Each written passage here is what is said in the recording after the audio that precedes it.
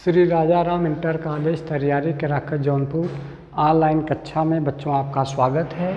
और यह कक्षा 10 जीव विज्ञान विषय जय प्रक्रम ये दूसरा श्वसन वाला है। पहला वाला पोर्शन समाप्त हो गया, उसके बाद ये दूसरा वाला जय प्रक्रम दूसरा श्वसन से संबंधित यह लेसन है।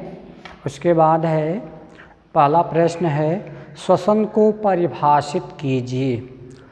श्वसन जीवित कोशिकाओं में होने वाली उन सभी एंजाइमी अभिक्रियाओं को कहते हैं जिनमें ऑक्सीजन की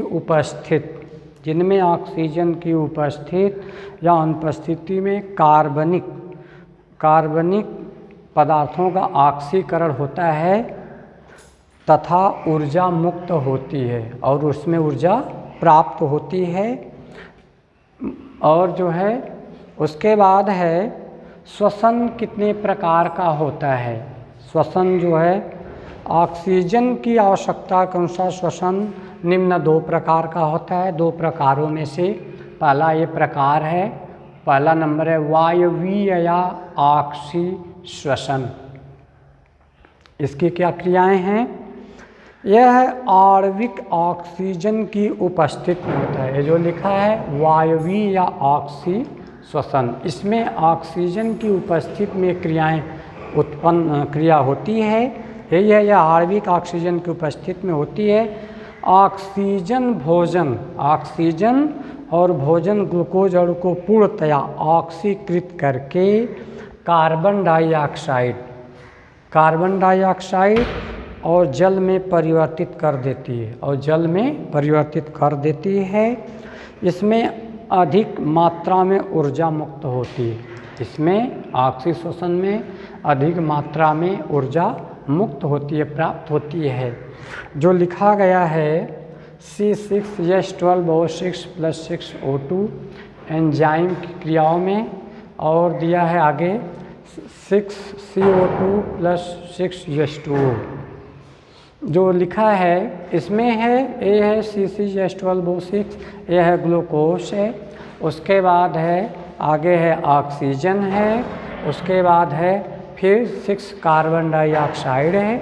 उसके बाद जल। यह क्रिया जो यहाँ से ध्यान दीजिए, पहले ग्लूकोज जिसमें से क्या है कार्बन 6, इसमें यहाँ देख रहे हैं कार्बन 6 है, यहाँ पर भी कार्बन 6 है। कार्बन आपका हो गया। हाइड्रोजन 12 है। उसके बाद हाइड्रोजन 6 दूनी 12 हाइड्रोजन है, हाइड्रोजन भी हो गया। उसके बाद ऑक्सीजन 6 है। उसके बाद ऑक्सीजन आपका यहाँ देखिए 6 है। उसके बाद जो है ये ऑक्सीजन 6 हो गया। उसके बाद 6 क्या है 12 थे, 6 दूनी 12 थे ऑक्सीजन, जबकि यहाँ पर दिया है 6 दूनी 12 थे ऑक्सीजन। इसमें दिया है ऑक्सीजन की उपस्थिति में, जबकि वही लिखा है वायवीय या ऑक्सी श्वसन। इसमें ऑक्सीजन की उपस्थिति में क्रिया होती है। वही कह रहा है 38 ATP या 673 किलो कैलोरी ऊर्जा। वही कह रहा है 38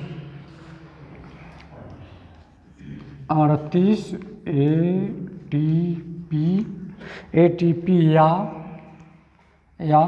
673 किलो कैलोरी ऊर्जा, जिसमें से 38 ATP ऊर्जा प्राप्त होती है। ATP एडिनोसिन ट्राइफॉस्फेट या 673 किलो कैलोरी इसमें ऊर्जा प्राप्त होती है। उसके बाद है दूसरा नंबर हेडिंग है। फिर दूसरा नंबर हेडिंग है जो है कि अवायवीय या अनाक्षी श्वसन। दूसरा नंबर हेडिंग है अवायवीय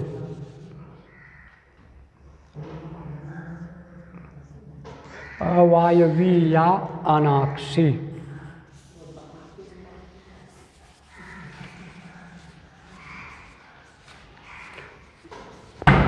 दूसरा नंबर हेडिंग है अवायवीय या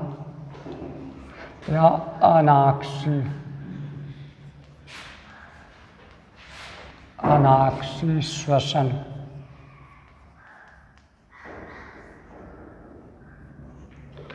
यह ऑक्सीजन की अनुपस्थिति में होता है। इसमें जो लिखा अवायवीय या अनाक्षी श्वसन, यह ऑक्सीजन की अनुपस्थिति में होता है। इस क्रिया को किण्वन फर्मेंटेशन भी कहते हैं। इस प्रकार के श्वसन में भोज्य पदार्थ केवल आंशिक रूप से, मतलब थोड़ा सा आंशिक रूप से ऑक्सीकृत होता है और इसमें भोज्य पदार्थ का लगभग 5% भाग ही ऊर्जा के रूप में प्राप्त होता है। इसका भी वही सूत्र है लगभग जो लिखा है C6H12O6 प्लस जो है 6O2 अनाक्षी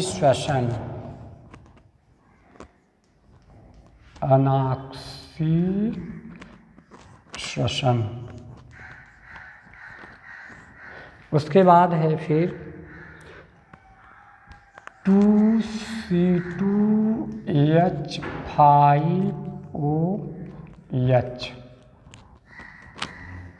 2C2H5OH plus 2CO2 plus 2CO2। यह है जल है आपका, जल है। ये है एल्कोहल,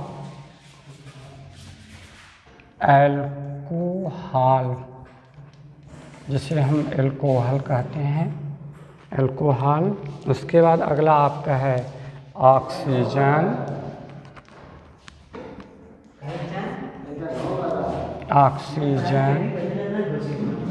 उसके बाद है ग्लूकोस, ये है ग्लूकोस। इसमें जो कह रहा है ये है glucose C6H12O6 plus 6O2 oxygen. अनाक्षी श्वसन 2C2H5OH प्लस 2CO2 जल, सॉरी कार्बन डाइऑक्साइड, 2CO2 नहीं जल, कार्बन डाइऑक्साइड, कार्बन डाइऑक्साइड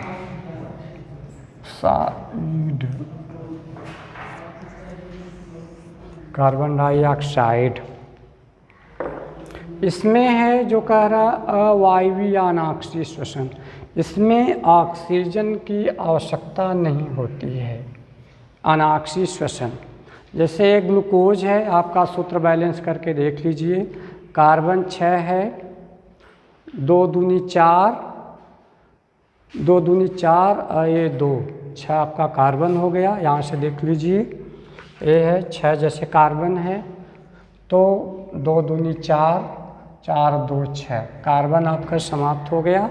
उसके बाद हाइड्रोजन, हाइड्रोजन कितना 12 है, ये है 5 दूना 10 और 10 2 12, यहाँ ये हाइड्रोजन भी समाप्त हो गया।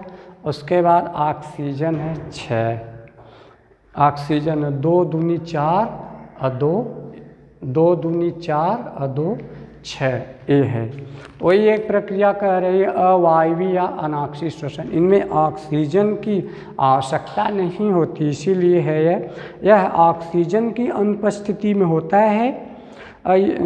इस क्रिया को किण्वन फर्मेंटेशन भी कहते हैं। इस प्रकार के श्वसन में भोज्य पदार्थ केवल आंशिक रूप से, थोड़ा सा आंशिक रूप से ऑक्सीकृत होता है, अतः इसमें भोज्य पदार्थ केवल 5% ही ऊर्जा के रूप में प्राप्त होता है। ये है जैसे आप अगला पढ़े थे, उसमें 38 ATP ऊर्जा आपको प्राप्त होती है या 673 किलो कैलोरी ऊर्जा प्राप्त होती है।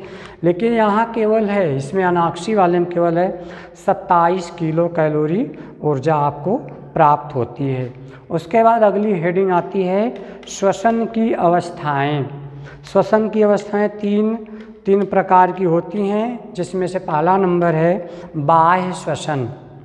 इसमें एक जीव तथा उसके वातावरण के मध्य श्वसनीय गैसों ऑक्सीजन तथा कार्बन डाइऑक्साइड का विनिमय होता है। बाह्य श्वसन, बाह्य मतलब बाहरी, इसमें एक जीव, कोई भी जीव है तथा उसके वातावरण के मध्य, जो वातावरण है उसके मध्य में श्वसनीय गैसें क्या हैं, जैसे कार्बन डाइऑक्साइड और ऑक्सीजन है।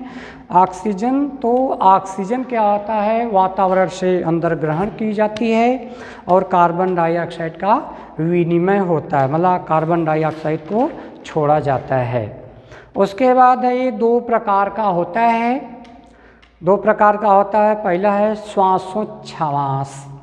यह वायुमंडल से श्वसनांगों द्वारा शुद्ध वायु, यानी वायुमंडल से वायुमंडल में उपस्थित क्या, ऑक्सीजन को ग्रहण करना तथा अशुद्ध वायु कार्बन डाइऑक्साइड को बाहर निकालना, अर्थात बहिर्गमन की प्रक्रिया को श्वासोच्छ्वास कहा जाता है। बाहर की प्रक्रिया, जिसमें से ये लिखा है श्वासोच्छ्वास, बाहर के द्वारा, बाह्य वातावरण के माध्यम से हम जो है वायुमंडल में श्वसनांगों द्वारा, यानी अपने नाक के माध्यम से शुद्ध वायु यानी ऑक्सीजन को ग्रहण करते हैं वायुमंडल में उपस्थित, तथा अशुद्ध वायु कार्बन डाइऑक्साइड को निकालना, अर्थात बहिर्गमन की प्रक्रिया को श्वासोच्छ्वास कहा जाता है। उसके बाद यह है ए है और दूसरा वाला है बी वाला क्या है, गैसीय विनिमय। मानव में श्वसन क्रिया में गैसीय विनिमय रुधिर के माध्यम, ब्लड रुधिर के खून के माध्यम से होता है, परंतु रुधिर स्वयं इन गैसों का परिवहन नहीं करता है। इनका काम है स्वयं, मतलब अपने आप खुद, रुधिर इन गैसों का परिवहन यातायात स्वयं नहीं करता, अपितु रुधिर